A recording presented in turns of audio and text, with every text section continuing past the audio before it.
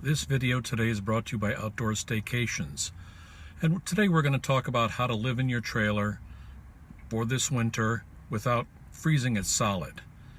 I'm sitting outside of Lowe's and I'm going to talk about a few things before we go inside and look at some product.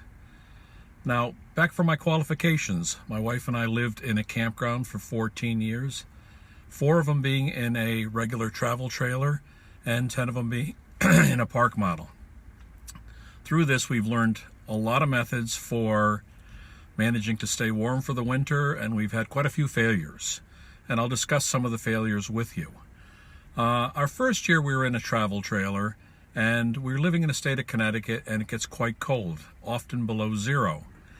I decided that first year what we were going to do is, like many of you might have tried, buy bales of hay and pile hay around the trailer, jamming it up underneath, to try and keep the underside of your trailer warm and try and keep your tanks from freezing solid.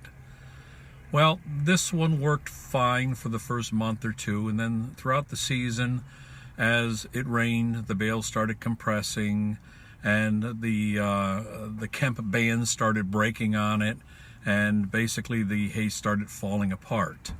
What made it really worse is come springtime, we managed to get through the winter all right. We had to dispose of the hay. As we started pulling the hay away from the trailer, we found that the hay had rotted and mildewed. Most of the Kemp rope broke, and to be perfectly honest, we had a tough time getting rid of 25 to 30 bales of hay. It's not like you can put them in your dumpster at your campground and have a pleased campground manager. Luckily, we were on 30 acres, so we managed to find the corner of the property and dump it, and that ended that really tough first year. So the second year I decided to get a little smarter. I was still going to do the hay bales, so we bought the same number of hay bales, and I decided to buy large leaf plastic bags. So I took the bale of hay, and using 2 leaf bags, one from this side, one from the other side, we kept the bags tight, put a little bit of tape on it, stuffed them under the trailer just like we did the first year, and that solved our problem with the hay bales rotting and the Kemp breaking. And at the following spring, we had 28 bales of fresh hay.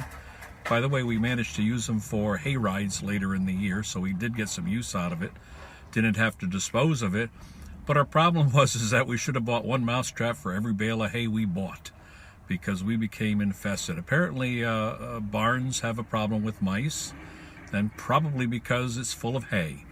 Either way, the mice found our underside of our trailer quite comfortable, and throughout the next month in spring, we were putting traps all over the place and having to clean up the mice droppings underneath the drawers and underneath the tops of the stoves and so on and so forth. All right, so the third year, again, we were still in a travel trailer. I decided to go with foam. And when we go inside Lowe's, which, like I said, I'm sitting out front of, I'll show you some of the foam, some of the successes we had with the foam, and realistically, it was our better way of going. I will talk to you, the first year I did foam, I decided to buy unfaced foam. It was cheaper, and I'm always looking to save a bargain. But when you buy the foam 4x8 sheets, unfaced, tape doesn't stick to it. So when you actually started using it on your trailer, you couldn't adhese it to anything. It wouldn't adhese to each other, it wouldn't adhese to the trailer. So the second year we decided to go with faced, which the duct tape worked very well with, and went again, trying to save some money. I went with a 1/4 inch, which worked well, but apparently the wind blows it white. It just doesn't have the substance. And in the third year, using the foam, we went with 3/4 inch, which worked just fine. I'm going to put this on pause, go into Lowe's, and then we're going to sit down and take a look at some of the items. Now, this particular Lowe's that I'm in has the faced, single-sided faced, as I showed you. It's around $11 a sheet. This looks like it's about a 1/2 inch. 1/2 inch will do fine, 3/4. It goes up to 1 inch, but the inch gets quite a bit more expensive. They're in the mid-20s.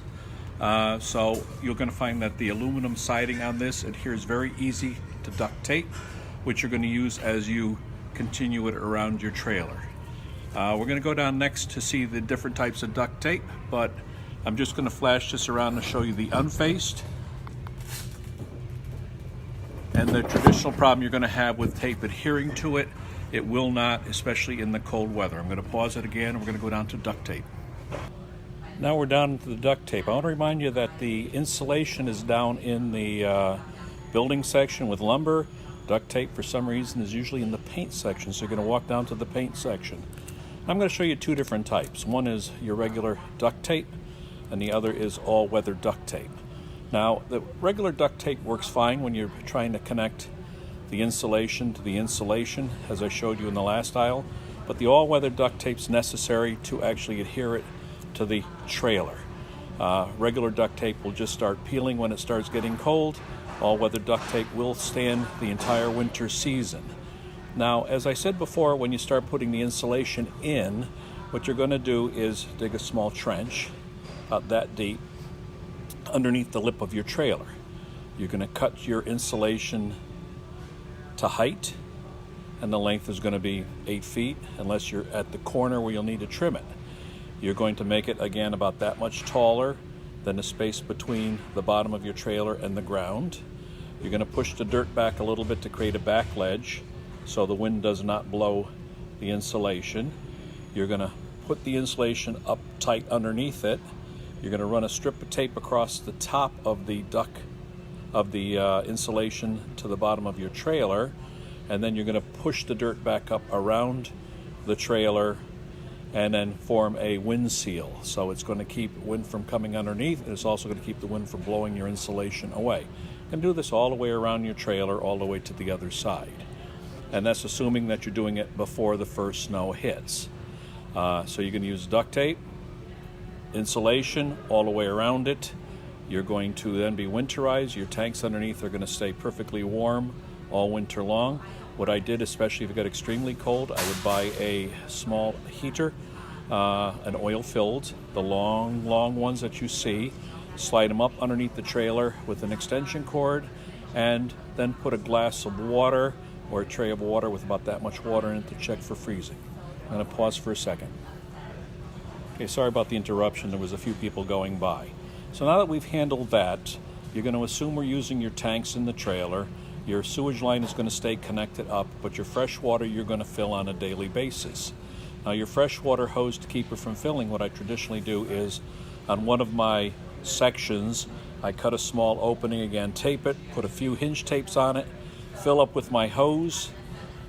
After it's done, I blow the water out of the hose, put the connections together so nothing crawls in it while you're doing it, and slide it under your trailer and tack your 2 pieces of insulation back up, and your hose will never freeze. So again, your gray water will then go into your sewer system, assuming you have a sewer system, and your hose will be used whenever you need to fill up your internal tanks. And then by keeping it under your trailer, it will stay warm, so your hose is not going to freeze. Let me pause, and I'm going to tell you what you need to do if it's already winter and you already have snow on the ground. Okay, back down into the lumber section. If you see behind me, you're going to see boxes of plastic sheathing. In this particular case, I'm looking at 4mm plastic sheeting. It comes in 10-foot lengths or 12-foot lengths, 4 mils times 100 feet.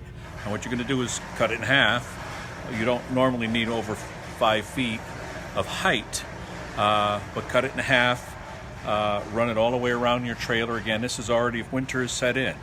I had to use this particular method when we visited Connecticut last winter, moonstocking with our oldest daughter. Winter had already set in. It was 5 degrees below zero, and our trailer was going through a tank of propane every 2 days. Quite expensive. So what I did is I took the 4mm plastic you see behind me, 100 feet. I cut it in half, took the cold weather duct tape that I showed you down the other aisle, ran it a strip all the way around with it dripping to the ground. As I finished the entire trailer all the way around, I didn't go underneath the bed of the fifth wheel. I just went around the base. I then took the excess. I laid boards all the way around the trailer to keep it tight, so it was nice and tight. Piled a bunch of snow over the boards, put, like I said before, a space heater. Again, it has to be an oil filled so there's no chance of a flame. In the center underneath it, plugged it in, and we managed to survive at 12-15 degrees below. Of course, up underneath where the fifth wheel part is, the bed got kind of cold. So what I did is I went back to using the foam, 1-inch foam. They sell it in 4x8 sheets, actually 2x4 sheets also, which I did use. And what I did is I picked the bed up in the fifth wheel, took everything out, laid that foam out, put everything back in the fifth wheel, took my sliders, which was out, again, took the seats out, laid a strip of the foam underneath the seats, put everything back in, and I did underneath the bed, it's a pull-out bed, I laid it gently up underneath, and that managed to keep myself quite warm. I'm going to pause it again. Sorry, I had to pause that again, another customer is walking by. So we talked about a trailer using hay, which I said was not a very good idea from my experience. And then B, we went to foam, if you had enough time to do it before winter set in. And we talked about doing a cutout for below it for the water hose that you're throwing underneath the trailer to keep warm. I also did 2 cutouts for my black water pull valves, my release valves for the system. So again, in the middle of winter, I didn't have to rip everything apart. Again, I just cut an opening, pulled it out, taped the top to make it into a hinge, taped it up, and I was able to dump my black water whenever I want. The gray water I just left open. Again, it was a sewer site, assuming that's a sewer site, and I took care of that. I talked about plastic. If you're already if our winter's already on you, you're not going to be able to put the trenches in like I discussed, backfill it, and be honest, it's quite cold at that point. So you can get away with the plastic method. Again, 4mm plastic, tape it across the top, put something to hold it down tight on the bottom. When the snow comes in, fill the snow behind it so it creates a nice seal and keeps the water from coming up underneath your RV. The only thing I didn't mention is talking about is heat tape. Heat tape is required if you're going to be using a winter water and you don't want to keep filling your water. If you go to a campground, there's 2 types of spigots. One is just a regular water spigot, which means they will be shutting the water off at the winter time and you have no choice. The second, you're going to see a red hydrant sticking out of the ground. That's called a frost-free. Now what a frost-free means is that the water directly is beneath the frost line, usually about 36 to 48 inches below the water, and that spigot allows winter water if you use it carefully. Now, they don't have one here at this particular Lowe's, but basically what a hydrant works, it's about, again, 3 to 4 feet tall. It goes below ground, and there's a handle on top that you're going to pull. Now, underneath that handle, there's a long shaft that goes down about 4 feet to the bottom of the hydrant. When you pull up the valve, it pulls the plunger from the bottom. The water fills the hydrant up, and it comes out the spigot. When you close the handle, it puts the plunger back down at the bottom of the hydrant, which then seals it, and then the water drains out. So there's never water in the hydrant when it's in the closed position. This keeps it from freezing. If you're in a winter setting and you're using a frost-free and you leave it open, you will freeze the hydrant solid, so you can't do it. I did it once. I'm telling you, I did a lot of mistakes. That's how I learned. But it takes about 3 hours with a nice torch to try and defrost that sucker after you freeze it solid. So you don't. The only way you can keep using it in the wintertime is you're going to have to put heat strips, and you're going to run the heat strips from the bottom of the hydrant all the way up, wrap the handle, run it along the hose all the way up to the opening of your trailer. That's the only way you're going to be able to leave it open in the wintertime. After you put the heat strips, remember to buy the longest one possible because they don't interconnect like Christmas lights. What you have is what you got. They're a little on the expensive side. Buy a new hose, keep it as short as you can possibly get it. Buy a rubber hose. Rubber hoses expand where polyurethane and plastics don't. Also, rubber handles the heat of the heat strips a little better. You're going to lay the heat strip along the entire length, again from the ground all the way into your trailer. You're going to go back to the plumbing section. You're going to buy wrapping, foam wrapping. You're going to wrap it. First of all, you're going to take the heat duct, put it up the hydrant or along the hose, electrical tape it continually so it doesn't fall. Do not put electrical tape over the heat strip, only over the wire. all the way back. Now that you got your heat strips in place, you're going to get the foam as large as necessary to cover your hose and the heat strip. Then you're going to wrap it in duct tape all the way through. And again, if you're going to need more than one, i.e. 2 or more, make sure that the connectors face towards each other so you have fewer amount of extension cords. Pause. Sorry about the continued pausing, but as people go by, again, I'm in Lowe's. I don't want them in the back of my picture. I suppose the next video I'm going to have to learn how to edit.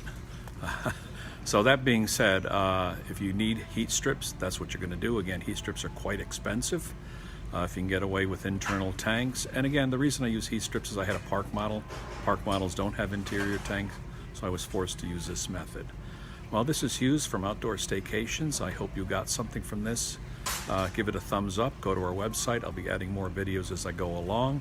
Again, this one was designed for those that are stuck in the winter. One more time. This is for people that are stuck having to weather below freezing on a regular basis, and how to survive it with the minimum amount of propane that you're going to use in your tanks. Again, Hughes from Outdoor Staycations. Check our website out, and I'll be adding more videos in the near future.